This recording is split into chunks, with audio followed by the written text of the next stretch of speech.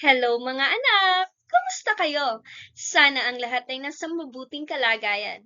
Isang masaya at kawili-wiling talakayan para sa sipnayan. Habang nanunood at nakikinig kayo, mangyaring i-jot down ninyo ang mga mahalagang kaalaman na sa inyo ay aking ihahati. Sa bawat tanong ko ay inaasahang i-comment ang inyong mga kasagutan dito sa comment box. Alam kong handa na kayong makinig, kaya naman halina at ating umpisahan. Our topic for today is all about calculating a measure of position. And we're focusing on ungrouped data and group data. So our mission for today is just to identify the procedures in calculating measure of position of ungrouped and group data. Use the appropriate formula in finding measures of position of group data and appreciate the use of measure of position in real-life situation. Let's start with the measures of position for ungrouped data. In a 10-item math quiz, 10 students got the following scores. Find the median of the scores. What is the first thing that we need to perform in order for us to determine or find median? Right. We will arrange it into ascending order. After arranging the given set of data into ascending order, we can now count from left to right and right to left in order for us to determine median. Note, if the given set of data is odd, then the middle will be our median. But if the given set of data is even, then we will need to find or we will need to add the two middle scores and then divide it into 2. So let us first determine the value of data. N stands for the number of elements. And for us to determine the value of n, we will count how many data do we have. So we have 1, 2, 3, 4, 5, 6, 7, 8, 9, 10. Yes, so n is the number of elements on a given set of data. And n is equal to 10. So 10 is an even number. Therefore, we have two numbers at the middle. So let us count from left to right and right to left. So we have 1, 2, 3, 4. 1, 2, 3, 4. And our middle here is 6. Therefore, our median is 6 because if we're going to add this, we will be having 12. And then if we're going to divide it into 2, that is 6. Remember, if the given element or the middle scores are same, all we have to do is just to copy it. But if it's not the same, we will add it and then divide it into 2. Again, if the given set of data is an odd, the middle number is the automatic our median. But if the given set of data is even, the two middle scores will be added and then divided into 2. So as what you see, since this one's same, so that is the 5th and 6th. So our 5th and 6th here is 6 and 6. Since this one's the same, therefore our median here is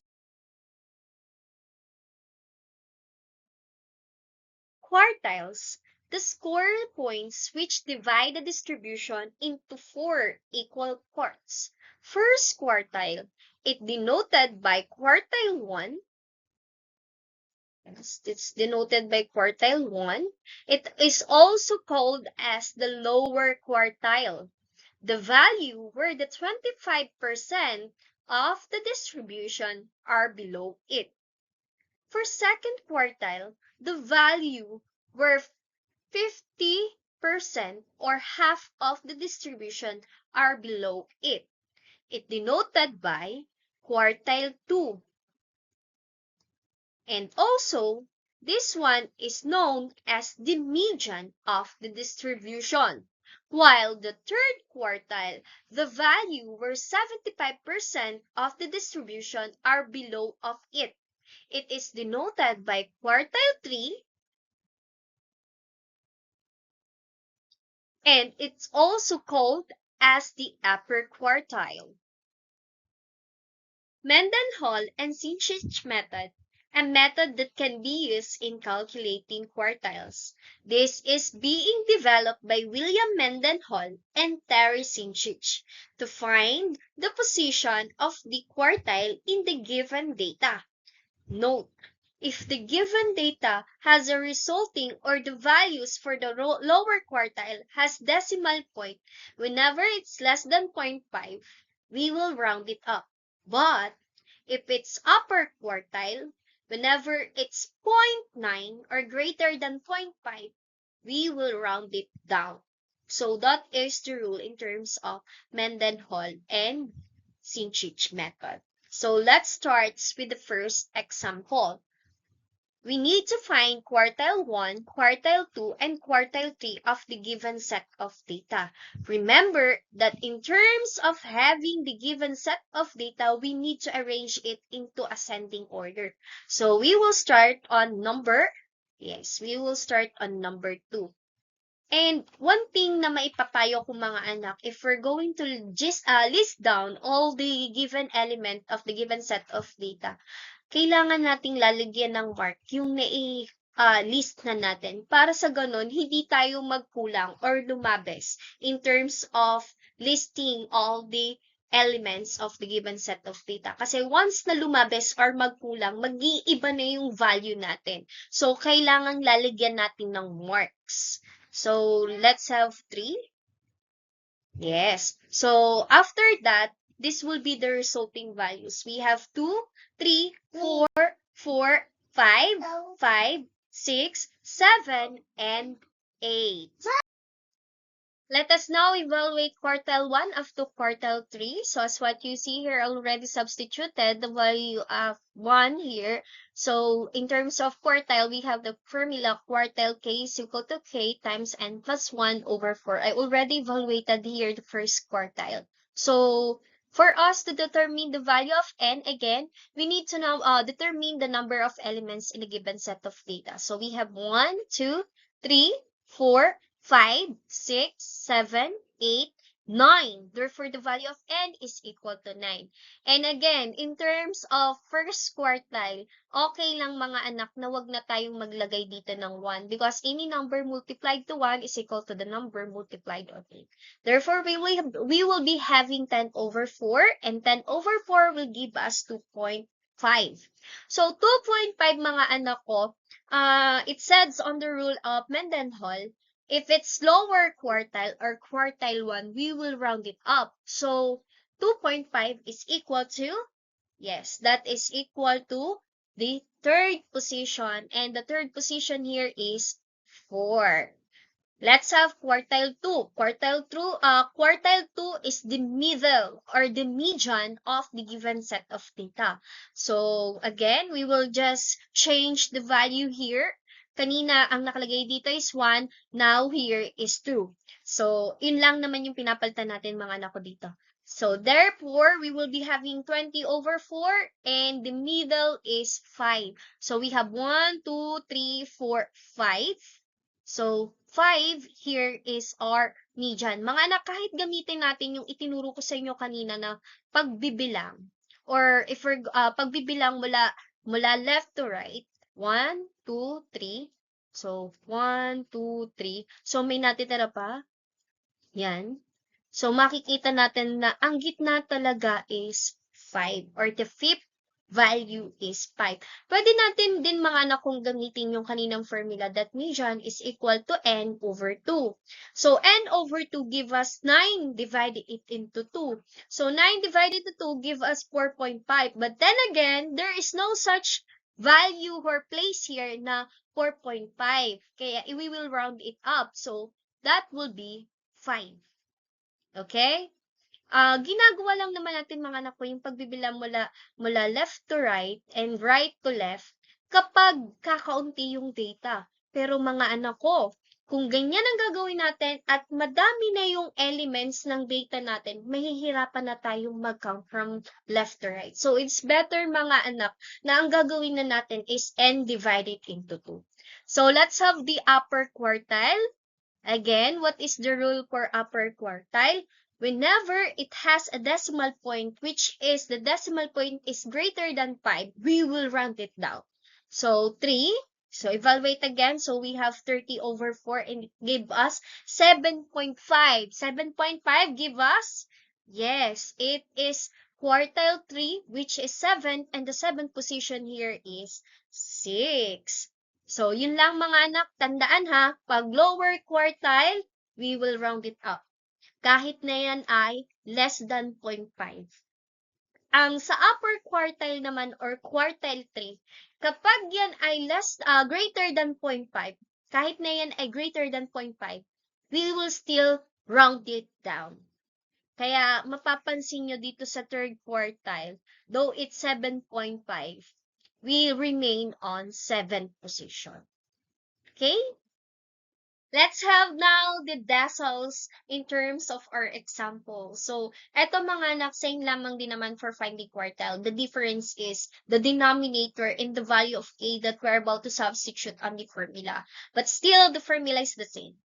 All we have to do is just to change the value for k, and of course, how many or equal parts it has. Since it's deciles, how many equal parts it has? Yes, it has 10 equal parts. So, mapapansin nyo mga anak ko, yung ginamit ko ditong data, same naman din dun kanina. So, ngayon, ano nga unang natin gagawin? Yes, we will arrange the given set of data into ascending order. Again, do not forget putting marks doon sa mga nailist na natin. Kasi kapag hindi natin siya nilagyan ng mark, malilito tayo kung alin ba na yung na-include natin. Magaling kung ganito yung set of data na meron tayo, kakaunti. Pero paano kung more than 20 siya? So, malilito na tayo doon. So, ito yung kailangan natin gawin. Kailangan lagi nating lagyan ng marks yung mga na-list down na natin para hindi tayo nalilito. So, yun nga. So, let's evaluate it now. Let's have now evaluating decile 4 and decile 8.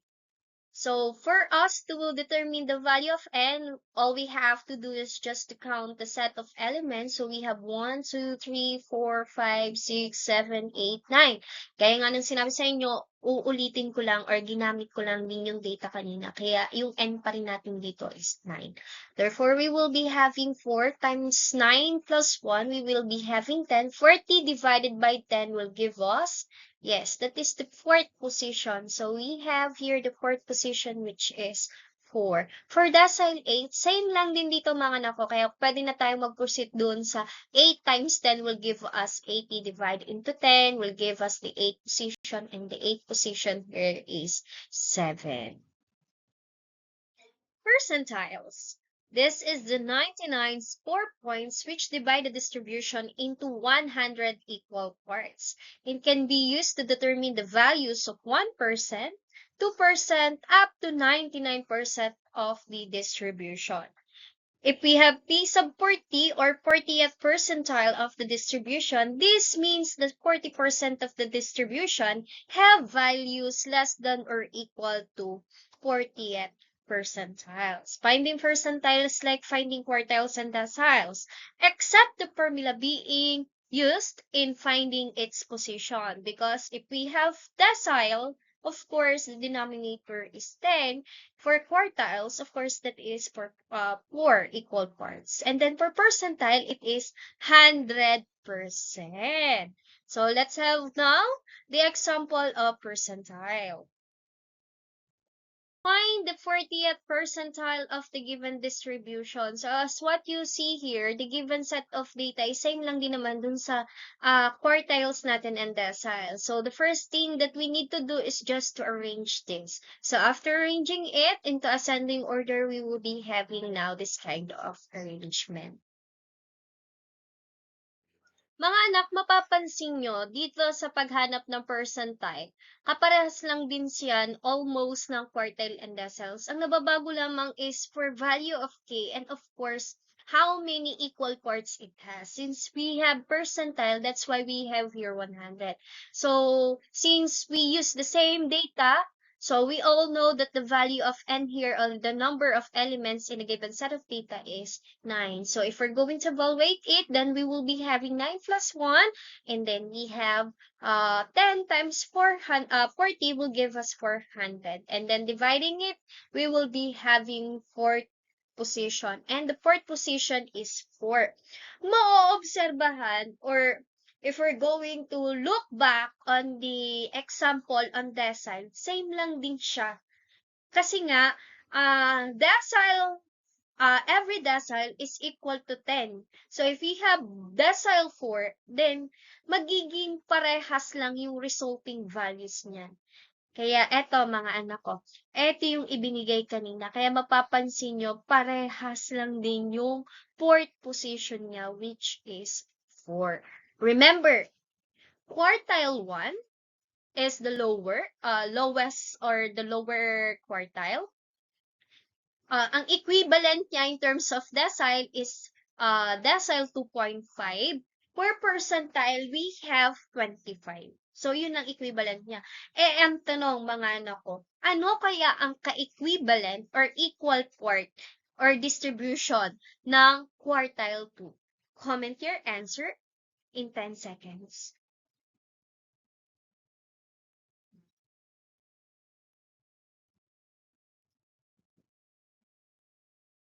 Alright, quartile 2 is equal to decile 5, and decile 5 is equal to, yes, that is equal to percentile 50.